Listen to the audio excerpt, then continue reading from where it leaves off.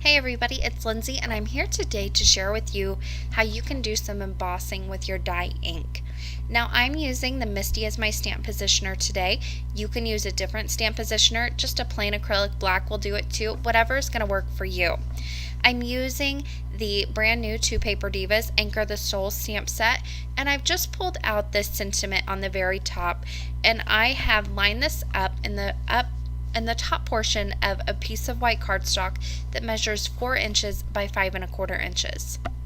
Now I'm keeping a very nautical theme to this card, so I'm going to go ahead and use some red dye ink. This is the Pure Poppy ink from Paper Tray Ink, and I'm just going to go ahead and ink this sentiment up and stamp that right down onto the cardstock.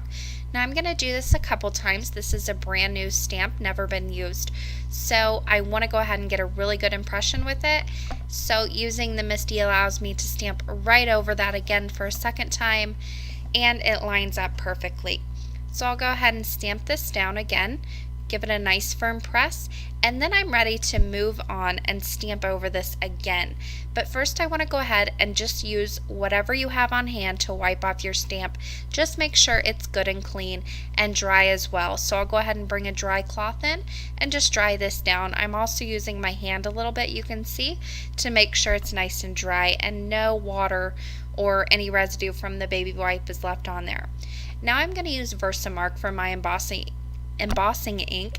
You just need a clear sticky embossing ink that will work for you. I went ahead and inked that up, and I'm going to stamp that down right over it, and I'll do this again just to make sure I get a nice impression with it. So you can see I'm inking that up again and stamping that right down over the top of the stamp as well.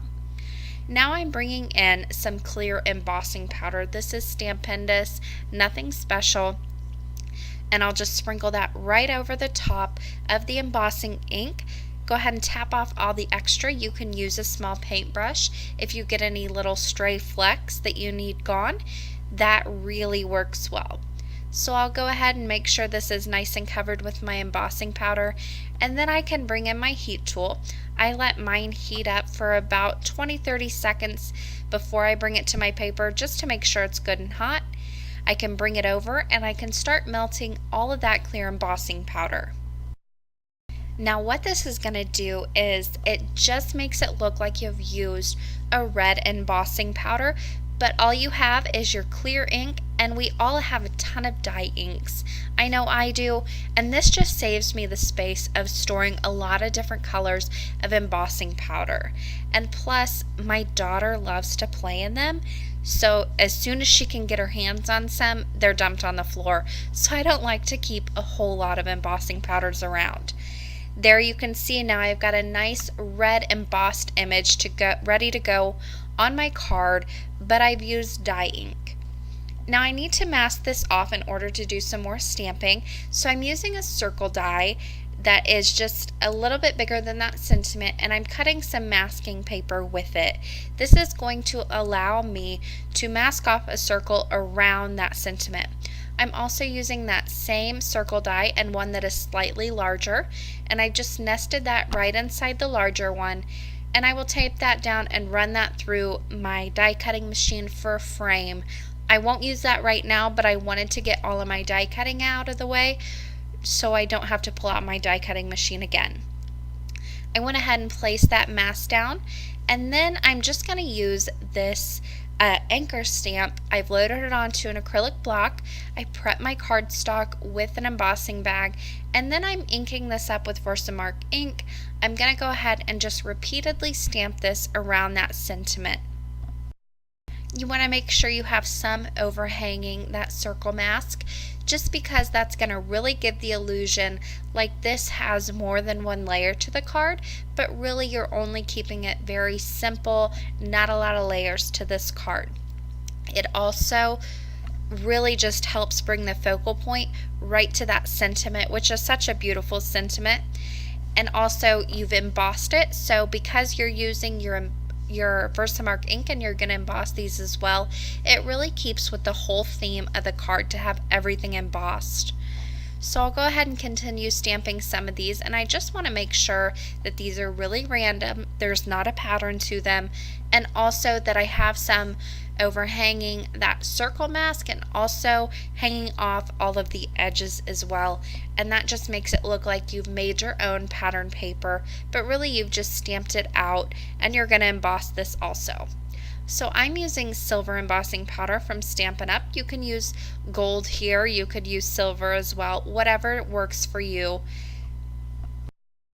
But because, you'll see in a moment, because I had that mask on and it's got a little bit of sticky residue on it, you're going to have some powder stick to that sentiment area that you masked off. I found just a water brush that's very soft that I use for watercolor, and I can just run that over the embossing powder that is stuck on there, and it falls away or it sticks to the brush and it comes off so easily. You can see I had quite a bit stuck to that sentiment area.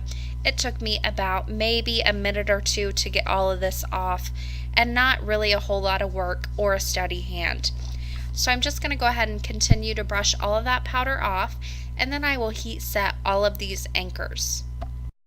Now this is one of those times you want to make sure your heat gun is nice and hot before you bring it over to your paper. Because you're doing so much embossing on this, you want to keep your warping to a minimum. So making sure it's hot before you bring it over and try to melt this embossing powder will really cut down on that. And you can see it's taking no time at all for this embossing powder to melt because I've let my heat gun warm up before I brought it to the paper. Now you want to make sure that you get all of this nice and embossed and you don't have any leftover little powders that will flake off later for a nice clean embossed look. Now for this little frame that I cut from the navy cardstock, I just applied some glossy accents to the back, and I'm just going to frame out that circle that I masked before. And this, because I used the same size circle, it will line up perfectly and you won't have any overhang or be able to see any of that silver embossing powder inside your sentiment circle. Now because Glossy Accents is a wet adhesive, you do get a little bit of time to wiggle this around, but it also dries relatively quickly for a wet adhesive, so it does stick down and it holds tight. You don't have to worry about that going through the mail.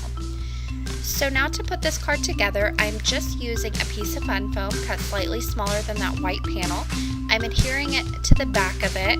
I'll remove the double-sided adhesive on the other side, and then I will just put this down onto an A2 top folding red card base.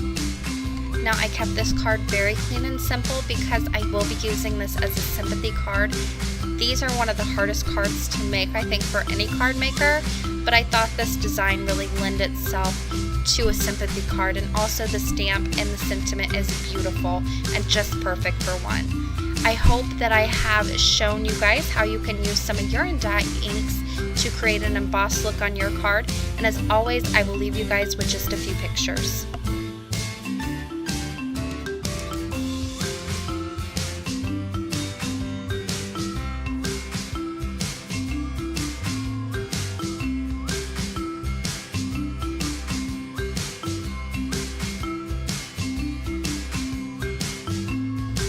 For more information and the supply list, you can head to my blog, craftingwhilecaffeinated.wordpress.com. The link is in the description box below, as well as that I in the top right hand corner.